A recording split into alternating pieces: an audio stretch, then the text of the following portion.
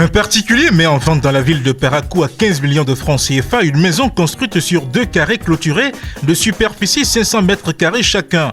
Le terrain est recasé sur le lot du lotissement du port sec de Ganon. C'est une maison composée de 2 boutiques, d'un magasin de type conteneur, de 2 chambres à coucher, d'un salon, d'une arrière-cour, d'une cuisine, plus douche.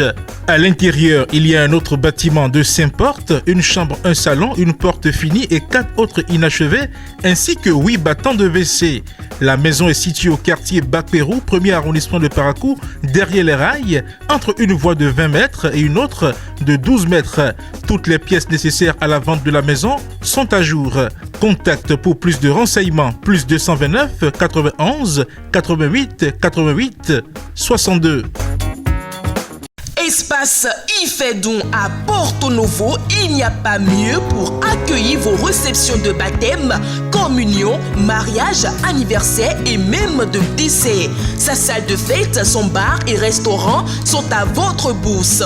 Et pour des séjours agréables dans la capitale, Espace Ifedon vous offre des chambres climatisées et des guest house. Espace Ifedon est situé à Tokota Davo. Contact 00229 90 68 85 85 ou 00229 97 72 10 57.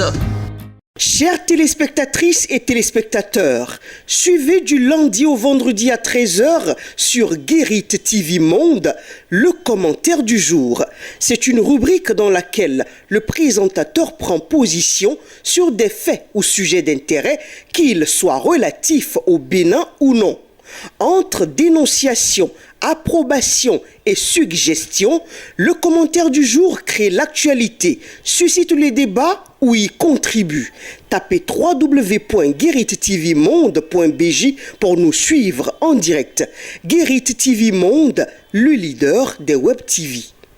Vous avez besoin d'un espace publicitaire pour faire connaître votre société ou vos produits? Seul Guérit TV Monde peut vous satisfaire. Pour tout renseignement, contactez le 00229 91 19 10 10. Guérit TV Monde, le leader des web TV.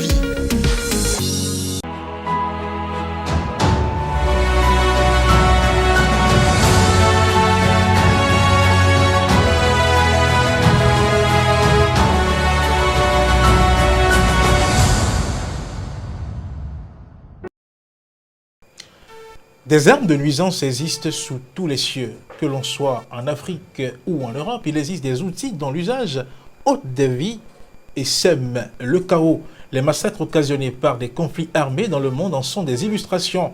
Mais au Bénin et à une échelle plus réduite, des actes de nuisance sont posés à l'encontre des personnes prises pour cible par des sorciers maléfiques. Vous avez déjà entendu dire que telle ou telle autre personne a reçu un missile tiré on ne sait d'où. Vous avez déjà entendu parler du Tchakatou.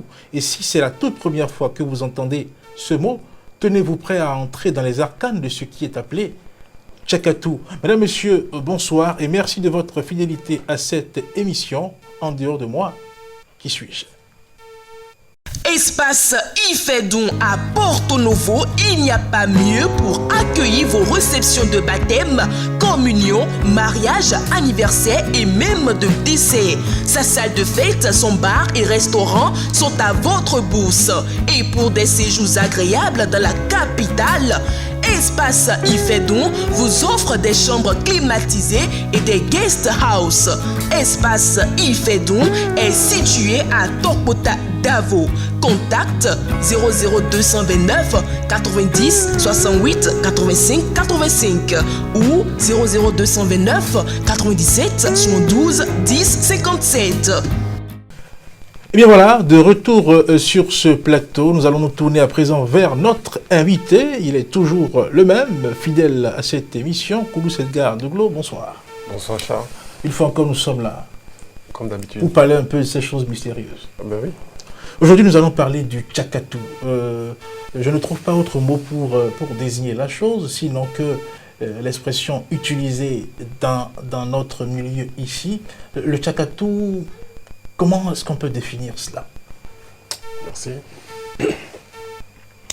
Bon, le Tchakatou, comme on le définit,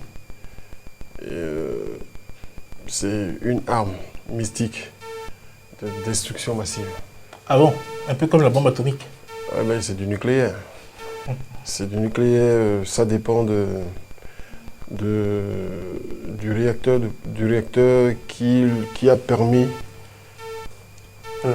le lancement de cette arme-là. Donc, en fait, c'est ce qu'on appelle généralement le fusil nocturne. Nocturne, pourquoi? Parce que souvent, c'est un truc qu'on envoie la nuit. D'accord? La nuit. Et souvent, quand l'individu est à l'état de veille quoi. Mais aujourd'hui, ça a évolué. C'est-à-dire à n'importe quel moment de la journée, à n'importe quel moment, on peut envoyer ce missile-là. Le Tchakatou. Le Tchakatou.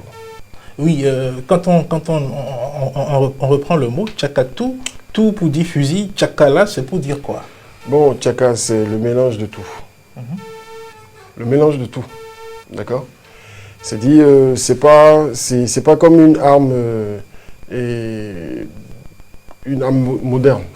D'accord, où il n'y a que de la poudre à canon, etc. Tout ça, non.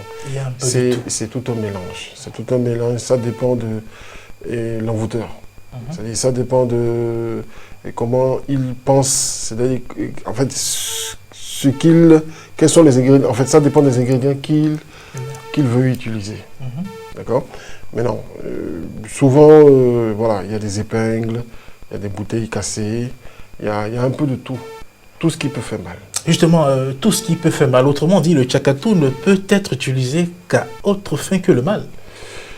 Ben oui, si déjà quelqu'un a la possibilité d'envoyer dans le corps, c'est-à-dire de désorganiser l'énergie de quelqu'un d'autre en lui envoyant quelque chose dans le corps qui peut se déclencher tout de suite ou bien qui peut prendre du temps pour se déclencher, parce que il faut comprendre aussi qu'en matière de Tchakatou, il y a le répondant. C'est-à-dire quoi? C'est-à-dire on utilise souvent, à part les mélanges, il y a souvent, on associe par exemple des trucs que nous mangeons, c'est-à-dire des trucs usuels. Par exemple des graines de gombo, des graines de tomates, de l'haricot. On peut mettre aussi, en fait tout. De façon à ce que dès que l'individu mange, c'est un truc latent. C'est comme une bombe, c'est comme une mine. D'accord? C'est comme une mine qu'on pose. Il faut quelque chose soit activé. Voilà, il faut quelque chose pour activer. Donc, on t'envoie la mine. 100 ans, 1000 ans, ça peut rester dans ton corps. Tant que l'activateur n'est pas là, ça va rester dans le corps comme ça. D'accord? Mais dès que l'activateur, le répondant se présente automatiquement, voilà, ça se déclanche. Et quand ça se déclenche de façon destructive. Justement, quand on revient un peu au Tchakatou, nous allons parler de mélange. Dites-nous, mais concrètement, comment ça peut se faire que quelqu'un puisse envoyer dans le corps de quelqu'un d'autre des épingles, des tessons de bouteilles? Comment ça peut se faire? Il est vrai que nous parlons de choses mystiques. Comment ça peut se faire? Bon, d'abord, on avait parlé dans des émissions précédentes aussi, on avait parlé un peu de ceux qui sont en fait les acteurs du mal. D'accord? J'ai bien dit les acteurs bien du sûr. mal. Les azondators en question. Les azondators. Donc, et pour envoyer un Tchakatou à quelqu'un, il faut une bonne raison. Et la raison, on le sait. Une raison de jalousie, une raison de haine vicieuse. C'est-à-dire, bref, tout sentiment qui ne reflète pas le sentiment d'amour. Donc c'est sur cette base-là que l'individu part pour commettre son forfait, pour faire ce qu'il a à faire. D'accord? Ou bien sur la base d'un défi. D'accord? Sur la base d'un défi. Donc, par exemple, voilà, au boulot, telle personne s'habille mieux que telle autre. Ou bien telle est plus opérationnelle que l'autre. Ou bien tel a des aptitudes et voilà, les patrons apprécient tel agent plus que tel agent. Donc l'autre se dit, c'est parce que tu as les deux pieds, c'est parce que tu es valide, que tu me nagues, ou bien c'est toujours toi, c'est toujours toi, c'est toujours toi. Ok. Donc il part sur cette base-là, d'accord, et il va commander. Soit Si lui-même il a la possibilité de le faire, il va le faire. S'il n'a pas la possibilité de le faire, il ira commander. Donc il va donner les références, les photos. D'accord? S'il n'a pas de photos, là je profite aussi en même temps pour parler d'un phénomène aujourd'hui qui est fatal sans qu'on ne sache que c'est fatal. Voilà, parce que les gens n'ont même plus besoin, d'accord, d'aller de chercher, de s'échiner pour trouver les photos. Déjà les photos sur WhatsApp, les profils sur Facebook, etc. Tout ça suffisent déjà pour permettre à quelqu'un d'accéder ou non à votre énergie. Un peu donc avec la photo et bon avec le nom aussi, d'accord. Bon et puis si l'individu aussi c'est un zombie, c'est-à-dire c'est quelqu'un qui n'a dans l'énergie ou c'est quelqu'un d'ouvert. Donc l'individu reste de l'autre côté là-bas, il commandite le truc et puis paf. Ça vient et puis c'est fini. Soit l'individu au boulot il tombe, ou bien il est sous la douche, ou bien quelque part il tombe et puis c'est fini. Et c'est fini. Voilà. Et puis ça peut prendre, ça dépend. Ça peut prendre des années, comme ça peut prendre des mois, comme ça peut prendre des semaines. Comme voilà, si ça peut prendre aussi des jours pour se débarrasser de ça. Mais tout compte fait, c'est dit, dès que la voie s'ouvre et puis ça rentre, c'est un peu difficile. C'est difficile. Voilà. Oui, je reviens toujours à ma question là. Comment, par quel mécanisme, on arrive à transposer ou à envoyer dans le corps des gens des choses comme ça? La question est maintenant claire. Oui, le mécanisme. La question n'était pas claire tout à l'heure. Oui. En fait, il y a deux techniques. D'accord? Il y a la première technique. La première technique, c'est l'envoûteur. L'envoûteur qui n'a pas de pouvoir sorcier. Je vois un peu. L'envoûteur qui n'a pas de pouvoir sorcier, celui qui est doué dans le mystique. D'accord? Il n'a pas de pouvoir sorcier. D'accord? Il peut envoyer. Lui, il peut envoyer. Ça peut marcher comme ça peut ne pas marcher. Mais dans le cas où ça marche, d'accord? Ça, la force, ça sera... C'est comme... je prends un Colt 45, d'accord?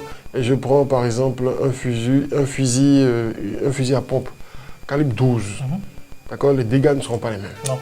Tu vois un peu ce que c'est en train. Donc, quand je prends un envoûteur simple, il va envoyer, ce qui est sûr, il aura son résultat, d'accord? Il aura son résultat, ça dépend de la cible. Je dis bien, ça dépend de la cible. Il aura son résultat. Mais par contre, si en plus de ça, il a un pouvoir sorcier, d'accord? C'est-à-dire il a la possibilité d'amplifier, parce que il faut comprendre aussi le pouvoir de la sorcellerie, et comme je l'ai dit, il fonctionne grâce à l'énergie quantique, d'accord? Et avec cette énergie, c'est-à-dire quand on maîtrise cette énergie, parce que le pouvoir, l'adepte de ça a la possibilité il maîtrise en fait cette énergie, et elle a la possibilité d'amplifier n'importe quoi. Je vois un peu ce que ça en est. Donc, le sorcier si c'est un sorcier qui veut envoûter, qu'est-ce qui va se passer? En plus de détenir la technique pour envoûter l'individu, il va amplifier cette technique-là. C'est-à-dire il va encore donner de la puissance à ça. De façon à ce que, quand ça va rentrer, quand l'individu, dès que l'envoûtement va atteindre sa cible, d'accord, l'effet sera peut-être 10 fois, 1000 fois dévastateur, d'accord?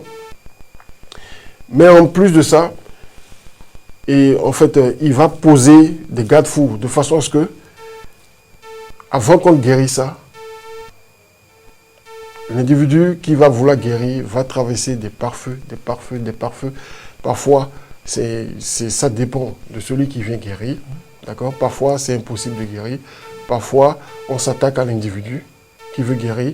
Parfois, on endort l'envoûteur et les gens autour de lui pour les empêcher d'en arriver à bout. Je vois un peu.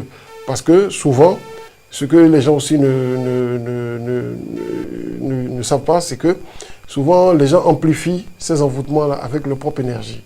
Donc en réalité, c'est un risque pour eux. Tu vois un peu? C'est-à-dire quoi?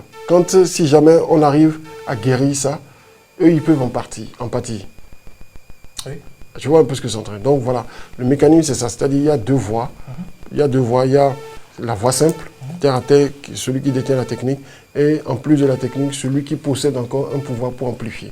Et tout ça, c'est via l'énergie quantique. L'énergie quantique, oui, nous ne sommes pas en train de faire de la physique, mais beaucoup de gens veulent comprendre, mais quelle est cette technique-là que les gens utilisent? Un individu est debout, il a un mal, et on scrute le mal spirituellement et on commence à enlever de son corps des épingles, des saletés. Ces choses-là restent où dedans? Dans son corps, ça reste Non, bah, il faut comprendre. Sur ce terrain-là, je ne vais pas trop m'aventurer parce que c'est un terrain assez... et bon, je ne dirais pas glissant, mais il faut comprendre quelque chose. C'est-à-dire, c'est pas tout. Vous voyez, quand on envoie un tchakatou à quelqu'un, le tchakatou peut ne pas être forcément... et des épingles qu'on envoie dans le corps de la personne. D'accord? Le tchakatou et l'âme, ce qu'on envoie à l'individu peut être... ce qu'on envoie à l'individu peut créer autre chose que des douleurs dans le corps. D'accord? Ça peut créer des plaies incurables, par exemple. D'accord? Oui. Ça dépend de l'ingrédient avec lequel on a préparé le truc. Ça peut créer des plaies incurables, ça peut créer des douleurs atroces, d'accord? On peut propulser et envoyer quelque chose, c'est-à-dire un élément dans le corps de l'individu, par exemple un margouillard, un serpent, tout ce que vous voulez. Tu vois un peu, le résultat, c'est quoi? En fait, ce que l'individu recherche, c'est de mettre l'individu en état de souffrance extrême. Oui. Tu vois un peu ce que c'est en train de dire. Voilà. Il y en a qui ont des pouvoirs, qui arrivent à réellement sortir l'élément qui a été envoyé de façon vraie. D'accord? Mais dans ce domaine aussi, il y en a d'autres, c'est du pipeau. Voilà. Oui, si c'est par exemple un animal qu'on a envoyé dans le corps de la personne, est-ce que concrètement parlant, on peut dire que oui, l'individu circule avec quelque chose dans son corps qui est là véritablement, ou c'est une illusion qu'on crée? Non, c'est pas une illusion, c'est pas une illusion qu'on crée. Écoute, demandez aux chirurgiens. Demandez à ces chirurgiens-là, les yeux ont vu beaucoup de choses. Il y a des gens il y a des gens qui ont été opérés, et puis c'est des magouillas qu'on a sortis de leur corps. Il y a des gens qui ont été opérés, c'est des crabes. Ces crabes, on a sorti de leur corps. Tu vois un peu ce que c'est en train de dire. Donc, c'est pas des choses imaginaires, c'est des choses réelles. Tu vois un peu, c'est des choses réelles.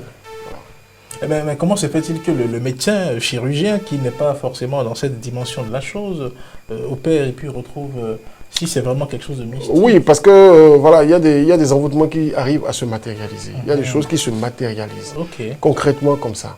Vous voyez un peu ce que c'est en train de dire. C'est pour ça on ne cessera jamais de dire aujourd'hui. Et nous sommes en train de rentrer dans des dimensions un peu plus élevées de ce que c'est que la vie. D'accord?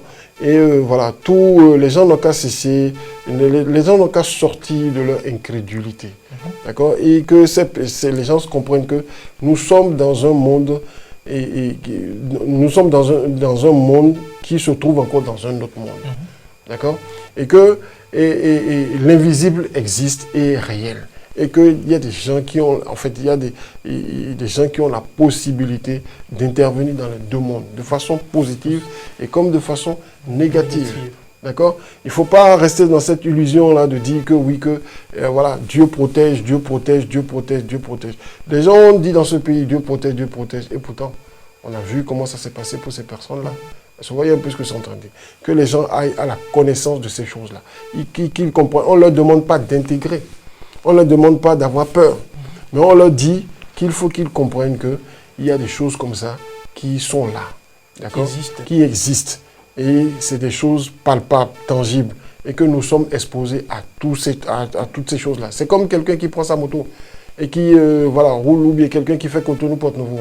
Voilà, il sait qu'il se peut que quelque chose lui arrive, c'est-à-dire que la voiture soit défectueuse, d'accord, ou que la roue saute de la voiture et quitte la voiture, ou bien que quelque chose arrive, d'accord.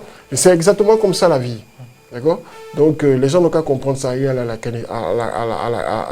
fait qu'ils aillent se faire éduquer, qu'ils aillent se faire, comment je veux dire, qu'on leur explique comment ça marche, et voilà, et comment ne pas vivre vivent ces états-là. Parce que c'est souvent, c'est-à-dire, c'est quand on vit cet état-là, c'est quand ils vivent cet état-là qu'ils comprennent que, attention, ça n'arrive pas qu'aux autres, ça peut arriver à tout le monde.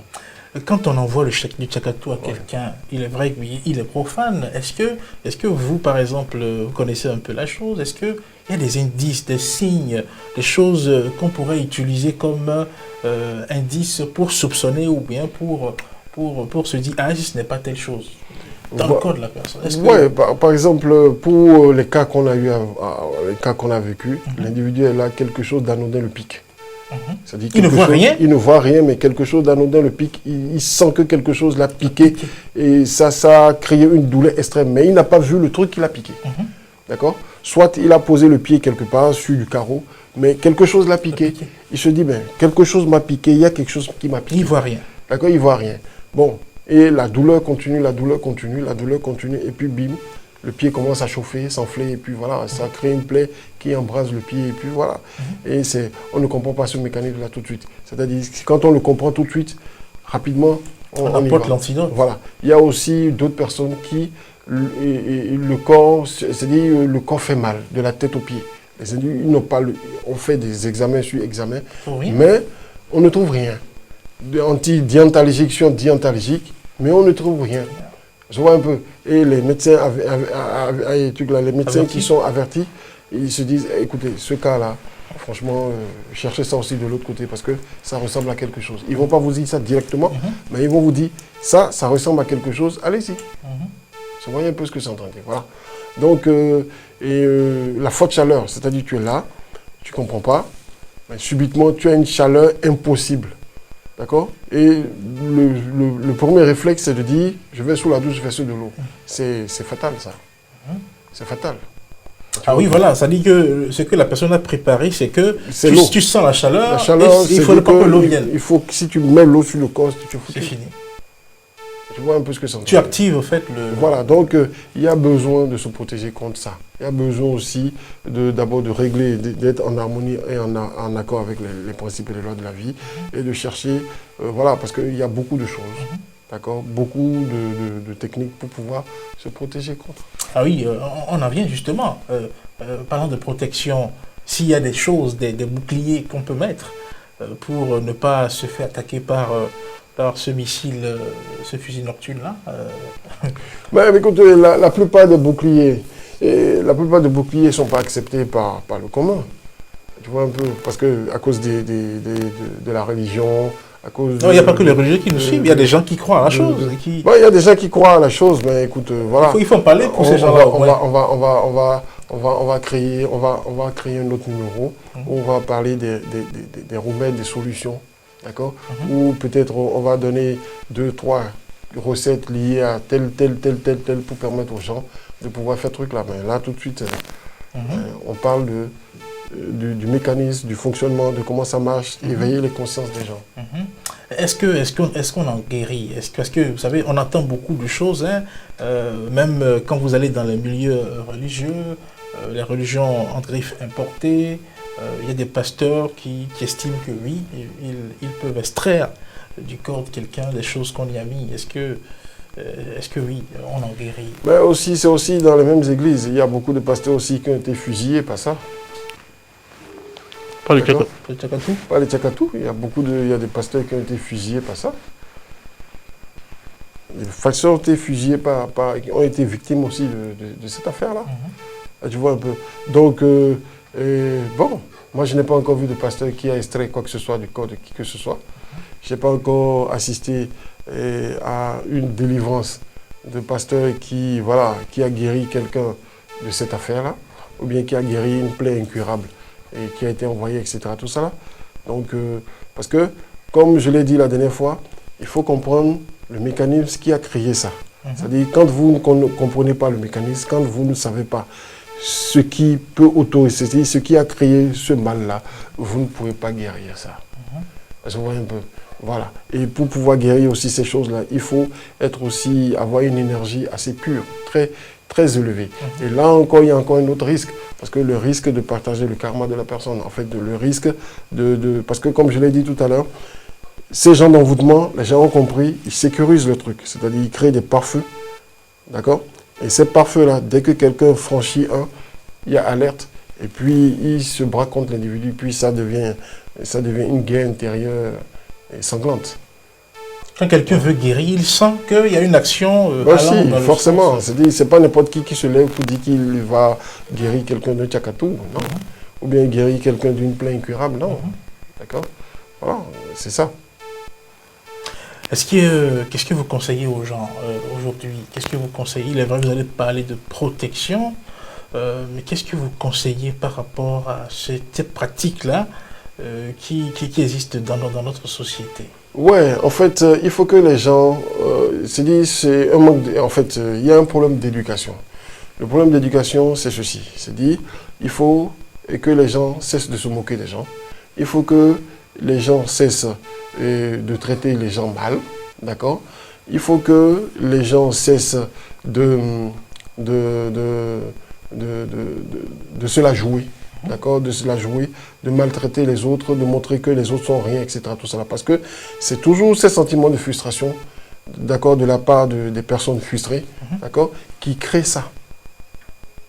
Tu vois un peu, c'est toujours ce sentiment de frustration. Je suis frustré parce que tel, je suis ci parce que tel, il est en train de, et finalement, on finit par aboutir à ça.